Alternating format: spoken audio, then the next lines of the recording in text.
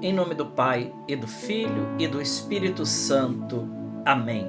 Evangelho de Jesus Cristo segundo São Mateus. Glória a vós, Senhor. Naquele tempo, entrando em um barco, Jesus atravessou para outra margem do lago e foi para a sua cidade. Apresentaram-lhe então um paralítico deitado numa cama. Vendo a fé que eles tinham, Jesus disse ao paralítico: coragem, filho, os teus pecados estão perdoados. Então, alguns mestres da lei pensaram: este homem está blasfemando.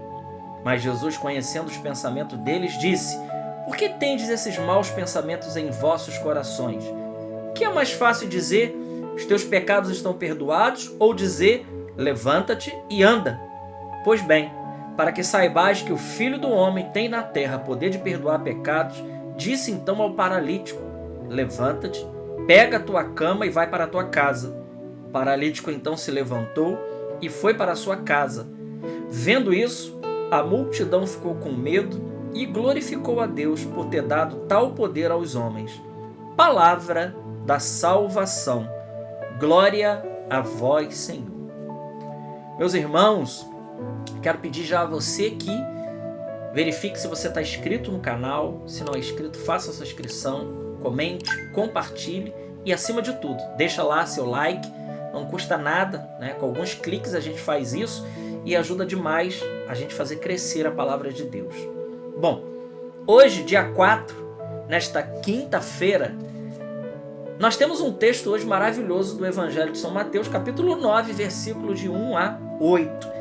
É a passagem daquele homem paralítico que Jesus cura após perdoar os seus pecados. Veja, importante dizer duas coisas aqui. Primeiro, que a mentalidade judaica da época de Jesus, a mentalidade do povo judeu, é que eles associavam a doença ao pecado. Então, se uma pessoa estivesse doente, é porque ela tinha cometido algum pecado. Nós precisamos aprofundar aí e dizer duas coisas a respeito disso. Primeiro, que, de fato, todo pecado, toda doença, né, em última instância, ela é consequência do pecado original. Então, é a consequência de ter perdido os dons preternaturais. Então, nós estamos desprovidos daquela impassibilidade que é não sofrer, não sentir dor, etc. E por isso, a enfermidade, sem dúvida alguma, ela é fruto do pecado original. Agora, ela não está relacionada diretamente ao pecado pessoal. Nós tivemos vários santos da igreja que foram extremamente doentes sem cometer pecados mortais. Temos muitos. Então nós não podemos associar a doença a um pecado pessoal. A doença, ela sempre causa do pecado original. Nós ficamos doentes porque essas são as consequências do pecado original, que já foi apagado no batismo, mas ficou aí as consequências desse pecado. Por isso a gente sente frio, fome, dor, a gente sofre, a gente fica doente. Isso é uma condição que foi passada a cada um de nós através do pecado dos nossos primeiros pais. Dito isto, a gente entendendo isso, e não ficando com a mentalidade de que, por exemplo, uma pessoa ficou doente é porque ela está cometendo algum pecado pessoal, nós então queremos entender agora um sentido espiritual daquilo que Jesus está dizendo nessa palavra. E aqui é o mais importante. Por quê? Ter o nosso corpo físico ficar doente e até mesmo a gente morrer, isso é de menos. Porque se a gente morre em Deus, tá tudo tranquilo. O que Jesus está querendo dizer para nós é que o pecado, ele causa uma paralisia na nossa vida. E essa paralisia, ela pode nos levar para a morte eterna, que é a condenação. E é aqui que nós precisamos ficar atentos, queridos irmãos. Aqui nós precisamos ficar muito atentos. Jesus olha para aquele paralítico e ele diz: filho, teus pecados estão perdoados. Então significa dizer que o que deixava aquele homem paralítico, olhando agora numa visão espiritual desse texto, é que o que paralisa a nossa alma é o pecado. O que paralisa o nosso crescimento na vida espiritual é o pecado. Santa Teresa d'Ávila, quando ela teve aquela visão da alma humana como um castelo, essa visão pode nos ajudar a entender isso.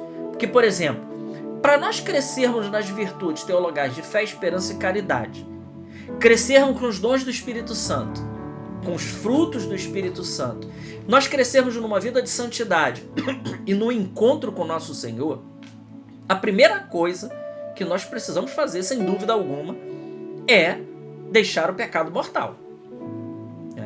Quando nós deixamos o pecado mortal, nós entramos dentro do castelo. A porta para entrar dentro do castelo é, sem dúvida alguma, o estado de graça. E, infelizmente, a miséria que nós vivemos hoje é que, infelizmente, muitas pessoas nem sequer dentro do castelo estão. Como vão crescer, então, na santidade? Ora, estão no estado como esse homem, o estado de paralisia. O pecado, ele causa um estado de paralisia na nossa vida. Nós não conseguimos produzir nada. E veja, isso aqui é um conceito espiritual que os padres da igreja dizem. Todo o nosso ato, estando em estado de pecado mortal, ele não é meritório. Ele não consegue nada pra gente. Ainda que a gente esteja querendo fazer coisas boas, nós ficamos numa paralisia que não nos permite que a gente consiga progredir na vida espiritual. Então, fica muito hoje claro para nós nessa meditação isso. Eu preciso correr atrás de estar em estado de graça. Eu preciso estar em amizade com Deus, para que eu não fique paralítico. Veja, Jesus, quando olhou para aquela mulher que foi pega em adultério, Jesus olha para aquela mulher e ele diz: filha, ninguém te condenou? Ela falou: não, Senhor. E Jesus diz: eu também não te condeno. Vai e não tornes a pecar mais. Jesus disse também no Evangelho, ao longo do Evangelho, para algumas pessoas que ele curou e que ele libertou e que ele salvou, ele diz: não peques mais para que não te aconteça coisa pior. Então veja, o pecado, ele é aquilo que paralisa a nossa alma diante de toda a beleza que Deus quer fazer na nossa vida. Meu irmão, minha irmã, Jesus, ele quer dar o vinho novo para cada um de nós, mas ele jamais colocará vinho novo em odres velhos. Porque ele sabe que se ele colocar o vinho novo em odres velhos, os dois se perdem. Tanto a graça que ele está dando, quanto os odres que somos cada um de nós. Então, vinho novo, Deus só colocará em odres novos, para que os dois se conservem. E essa é uma imagem extraordinária. Essa é uma imagem que nos ajuda a entender o quão mal é o pecado. Teve alguns santos da igreja, Santa Míria de Jesus crucificado, por exemplo, Deus deu a graça a ela, ela sentia o odor do pecado. Então, se uma alma tivesse em pecado mortal, Santa Míria, ela sentia o odor do pecado, só de estar perto da pessoa. E ela diz que é um fedor de enxofre insuportável. Então, se a gente tivesse também a graça de ver mesmo uma alma em estado de pecado mortal, eu acredito que jamais nós teríamos a coragem de pecar. Tamanha é a sujeira. Inclusive, se nós tivéssemos a capacidade de, no momento de confissão, e a gente tivesse uma graça espiritual de ver, naquele momento que o padre coloca a mão sobre nós e que ele diz: eu te absolvo dos teus pecados, em nome do Pai, do Filho e do Espírito Santo, de nós vermos a imagem da nossa alma sendo lavada naquele momento, como ela entra e como ela sai, nós procuraríamos muito mais vezes a confissão. Inclusive,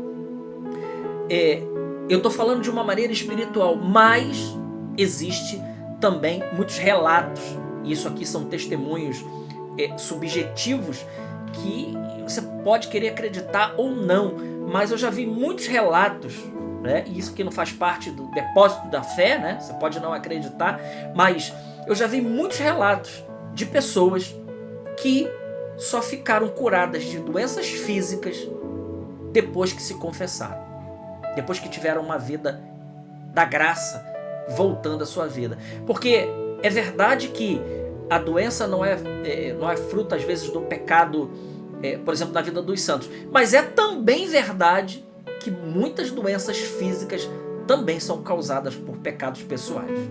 Isso também é verdadeiro, né? Então, nós não podemos generalizar e dizer que tudo é por causa do pecado pessoal, porque quando você olha para a vida de um santo, isso não é verdade. Mas também é verdade dizer ao contrário, que muitas coisas nós procuramos para nós por causa do pecado que nós cometemos. E isso muitas das vezes atinge o nosso físico. Porque nós somos um composto de corpo e alma. Isso atinge o nosso físico. E nós precisamos então se livrar de tudo isso e pedir a graça a Deus de uma vida de amizade com Ele. Aqui está o mais importante: estar em amizade com Deus. Que Deus possa dar a graça a cada um de nós para que a gente não fique como esse homem do Evangelho, paralisado, mas que a gente possa ter vida e vida em plenitude em nosso Senhor. Deus te abençoe. Glória ao Pai, ao Filho e ao Espírito Santo, como era no princípio, agora e sempre. Amém.